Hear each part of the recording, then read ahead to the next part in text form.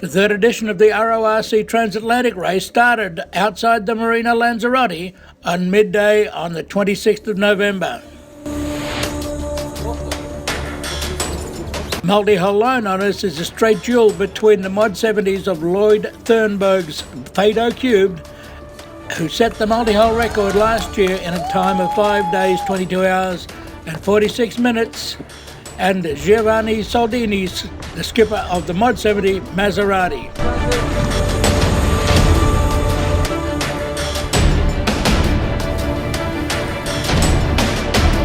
Competitors from 20 different nations lined up from the start off the marina at Lanzarote.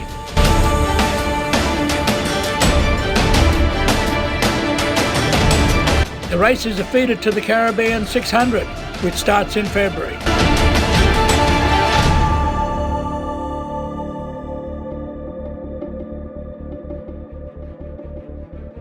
At the time of editing this week's World on Water, Beneteau Cubed is halfway through the race.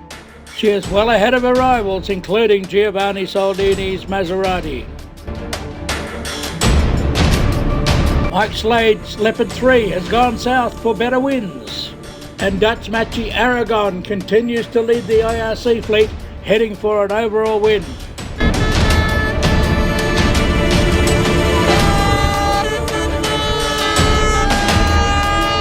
Beneteau Cubed has a lead of 220 miles, but has sailed the massive 280 additional miles just to achieve it.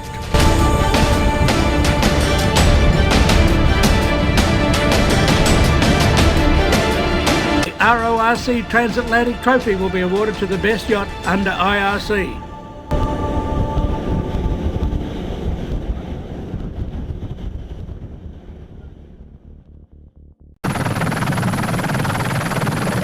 The Cruising Yacht Club of Australia for the Beneteau Cup Day, and from Hong Kong, representing Beneteau, is Tibor de Montvalon. Hello.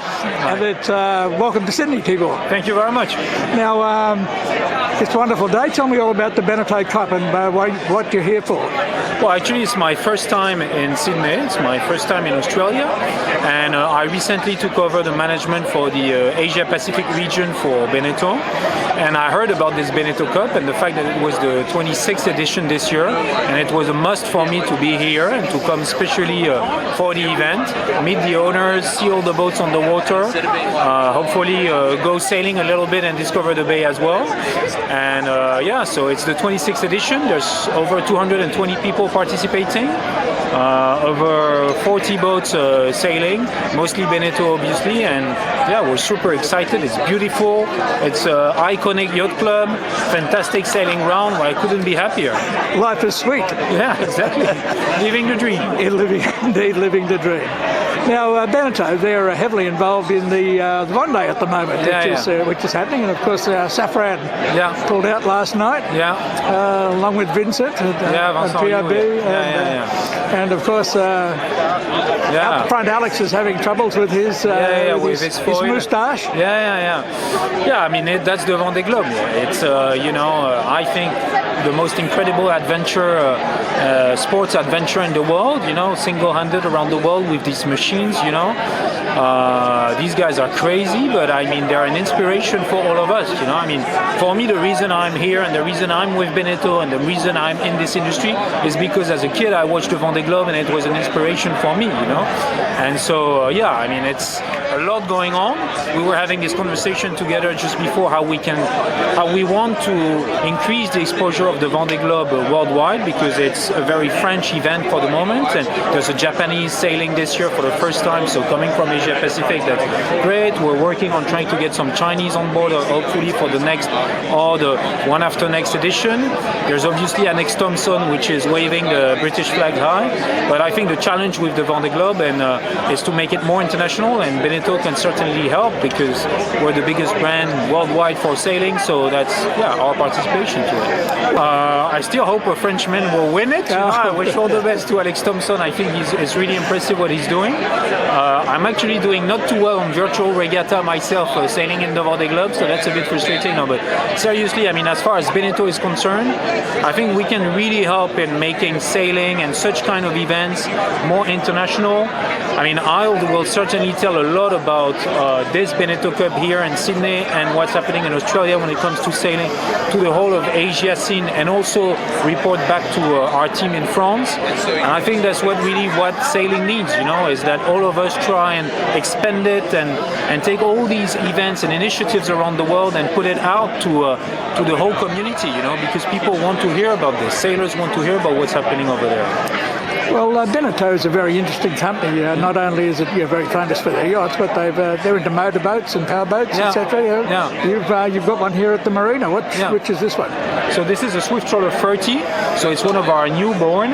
It's our entry level when it comes to the Swift Trawler range. So Swift Trawler, the principle is it's a trawler basically, but the way Beneteau looked at it and took on the market was to say, okay, trawlers are here. We all know the big names of the trawlers. But Beneteau wanted to have a go at it and say, how can we do things differently?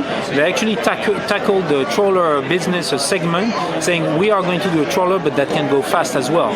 Because traditionally a trawler is a slow boat, very ocean going and a long range. We say, okay, we want this, long range, safety, ocean going, but we want the boats to have the ability to go up to 18, 20 knots as well if you push the lever and you want to actually get home or get to the anchorage faster. And we managed to do it, and that's the great thing about Beneteau, frankly, is the innovation part of it. Is that anything we do, whether it comes to sailing or motorboats or other segments that we're involved in as a group as well, we always try to look at things saying, okay, what can we offer more? How can we really take it a step further? And being one of the world leader in terms of sailing certainly gives us this ability to look at things with a different angle and try and bring something new, not unlike what is happening in yacht racing. And it's also our responsibility as a big boat builder to actually push the industry and push the limits. And also too, you sell an all-round package, don't you, as far as when you sell your boats? So Beneteau is a family-owned business. It's been running for 130 years. It still belongs to the Beneteau family, and the company is run with this real sense of family ownership, and we're all a team and a family. We have distributors, so we don't sell any of our boats directly. We sell through distributors. So here it's Vixel Flagstaff in Sydney, who are doing a fantastic job, and we have very long-lasting relationship with our distributors. Most of them have been one of us 15, 20, 50 years for some of them. So we are very committed to actually be part of the industry and building up in any corner of the world. And that's a very good example here in Sydney of what we can do. Excellent. Well, have a wonderful time here in Sydney, Thibaut. It's you can't do anything else but look at the beautiful spot, the sky. For sure, it's going to be a beautiful day. And we've got the English language man out in front. Yeah. And we know that all you French guys are very upset about this, but you've just got to work harder. That's all. Yeah, for sure. And I wish him good luck. And we'll try. At least I can't make the French win, but I can only make sailing and French boat building and Beneteau known better around the world. So that's what I'm here for. Well, that's good that they sponsor things like the Vendee Globe, because it really is at the edge, the cutting edge of sailing. Yeah. Well, thanks to you also for making it more popular here in Australia and around the world. Oh, look, we love it. Cool. All the best. Thank you.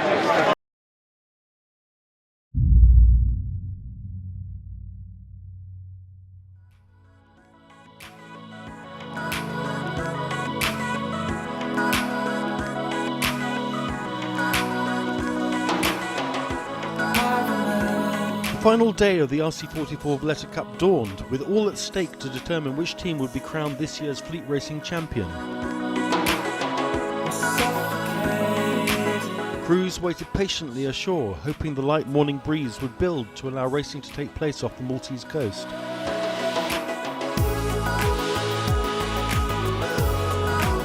Throughout, Principal Race Officer Peter Reggio kept teams updated of the race committee's intentions. Ashore, the atmosphere was surprisingly calm as sailors took advantage of the waiting period to relax and share their memories of the RC44's 10th anniversary season. Well, I do remember quite recently the last race in Cascais. Was lots of wind and everybody could win the event, and with a lucky, fantastic last race, and we won the event. That was probably for me the nicest moment of the series. The RC44 class is a gathering of sailing fanatics united in their passion for yacht racing. While they may be rivals on the water, back on shore they're close friends. Crews enjoy every aspect of the RC44 circuit, cutthroat racing on the one hand, balanced with great camaraderie and socialising on the other. Well, yeah, the class is fantastic. There is a great atmosphere between all of us, all the sailors, even when we don't race and we are waiting. It's, I think it's a nice family. Yeah, healthy competition, and when we're out on the water, and everybody's pretty good friends on shore. So, yeah, it's good fun. I mean, it's a very friendly atmosphere, really. Everybody knows everyone, and especially among the professionals. When they, in some regatas, they race against each other, and the next regatta they're on the same boat. So it's one big family, really. Eventually, the breeze started to fill in, and the 10 RC44s left the dock primed and ready for the final battle. But after waiting, the wind failed to stabilise. The race committee decided the conditions would not be fair, and so abandoned racing for the day. As a result, Team Aqua won the RC44 Veta Cup by a mere point, and Igor Lars' Team SHYR was crowned winner of the overall 2016 RC44 Fleet Racing Championship.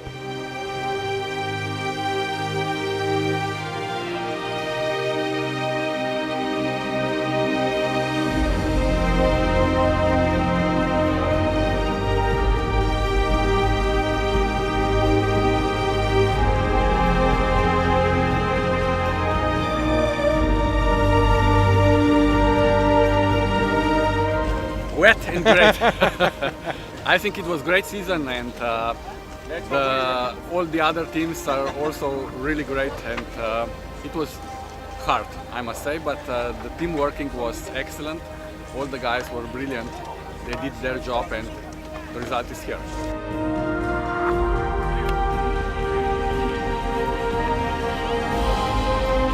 Yeah, a great year. I think this is a great event. Tough conditions, but we did really well, and Friday obviously was a huge day. Yesterday was challenging, and today unfortunately no win, but we gave it our best to try and get a race in today. The rapturous celebration spread along the dock as the RC44 family united to applaud the winners. The RC44 Veta Cup proved a perfect close to the 2016 season. Champagne sailing conditions, ultra-tight competition, but ashore great hospitality and friendship. While the winners celebrated their achievements, all the teams are looking forward to the first event of the 2017 season, the RC44 Sota Grande Cup next April.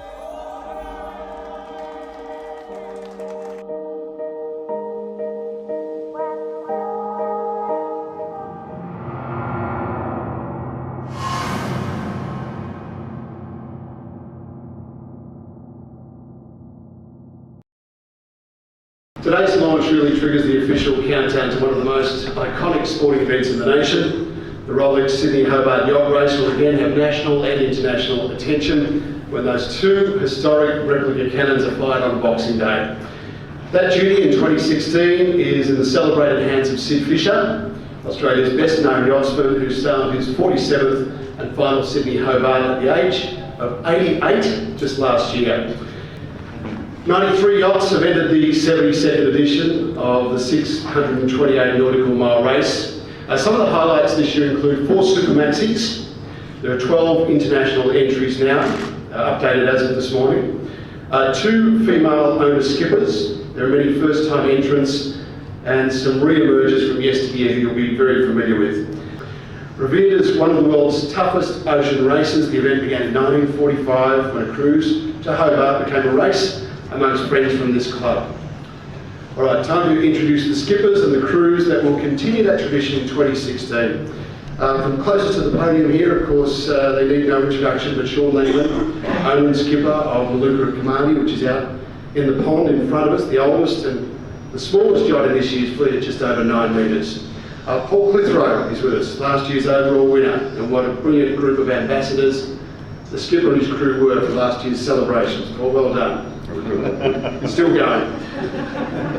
We welcome Dong Chun back with us, skipper of the Chinese ARK RORC 323, one of 9 TP52s in the race, here with translator Lin Lee, who did the race last year as well. Aaron Rowe joins us, co-skipper of the Hong Kong Entry Boat Jest. Good to have you here. And of course, Mark Richards, skipper of Wild Oats 11, the race record holder and 8 times Line Honours winner. Before we hear from our panel, I'd like to introduce the Commodore of the Cruising Yacht Club of Australia. Ladies and gentlemen, please welcome John Marcos.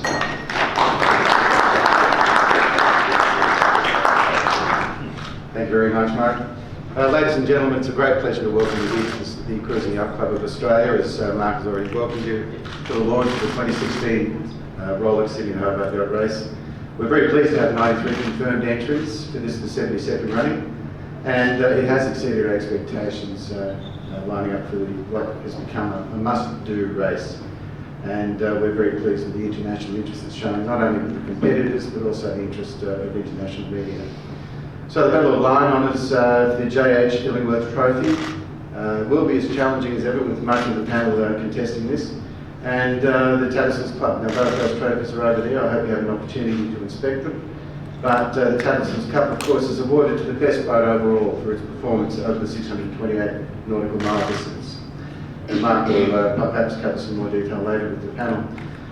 As happens every year, there's a whole variety of elements that go into the race, and includes the mix of the crew, the weather, the 628-mile course, and tactics, of course, playing into everything. And with so many boats forming part of a very large, talented field, this is an event that's even harder to pick the winner of than the Melbourne Cup. So you'll recognise that many people come back and do it again. It's quite an addictive race in terms of coming back. Newcomers also strive to win, and I've heard it mentioned this morning that it's a bit of a rite of passage, and that carries forward with some of the families that get involved and perform father and son, or father and daughter and so on. So I look forward to sharing with you what should be another gripping race, and thank you for your attention. John, thanks very much, and good luck to you and the team as you come to this exciting part of the year. Let's get started with our panel now. Sean, we can start with you, and your boat looks fantastic down there, ready to go again. You've been close now a couple of times. What's it going to take to win this one overall? Well, there's always an element of luck in this yacht race, but its preparation is key, and really the main thing. The emphasis on Maluka, which should be the emphasis for all boats, is just to finish, and that's number one important. So look after your boat, look after your people, and get to the other end. And Sean, thanks very much. Thanks for joining us today. Paul Clitheroe, balance. Your TP52's had great success. Is the secret the boat or the crew? Oh, look, it would be hard not to give the boat its due credit. It won Hobart with Bob Steele as Quest. And it's basically just, I think, look, it's a great hull. I've got quite a number of Bob's crew. We don't have paid crew on the boat, but quite a number of Bob's folk came with me.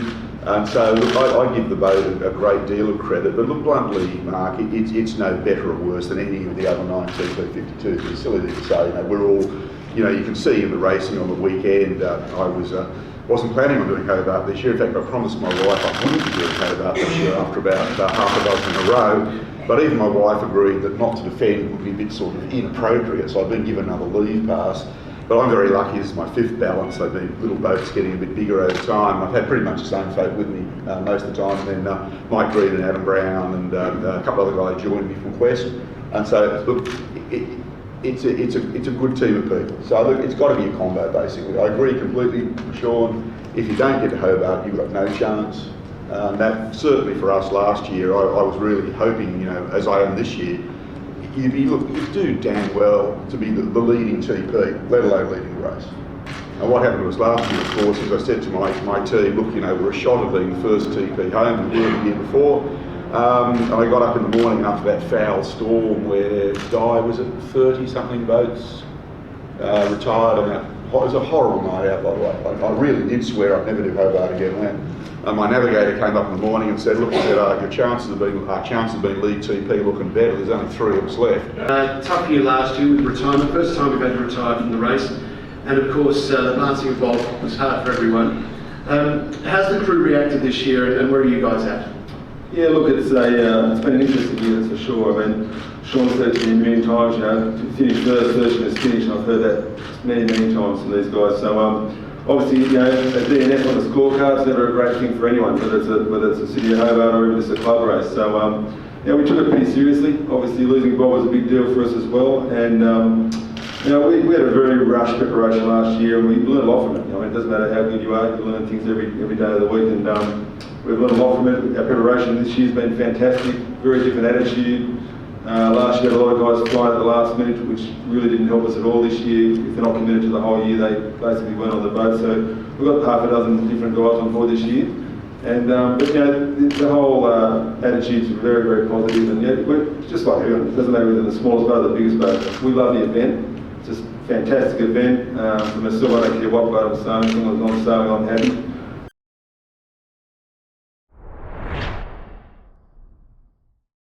Welcome aboard the Kilcullen Voyager. Lovely, another night's sea.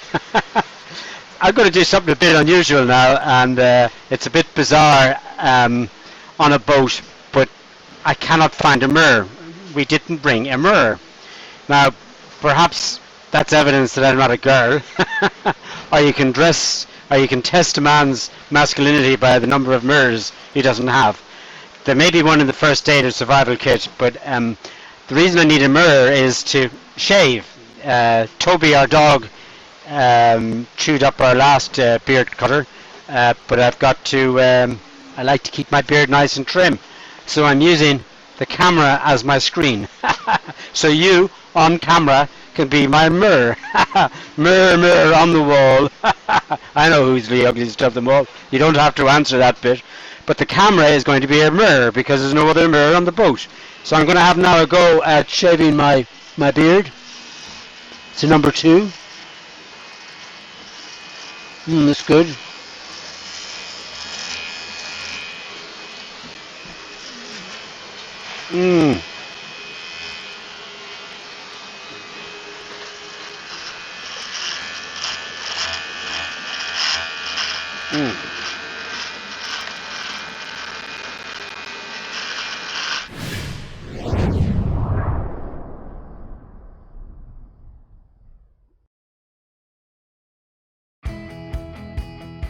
The 4th edition of the Star Sailors League Finals brings 25 teams from 17 countries to compete in the waters off Nassau to battle it out over 5 days of racing.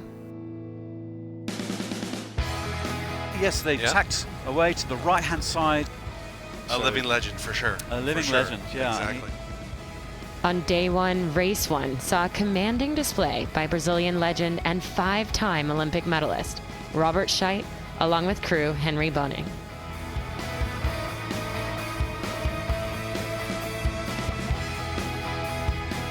As the teams got used to the light wind conditions, it was quite a tight battle between Americans Mendelblatt and Fati, the Italian team of Negri Lambertigni, and the Brazilians, ultimately holding tight for the win. A win for Robert Scheidt and Henry Boning. As the breeze and waves built for race 2, 2 Brazilian teams and the French drag raced up the course.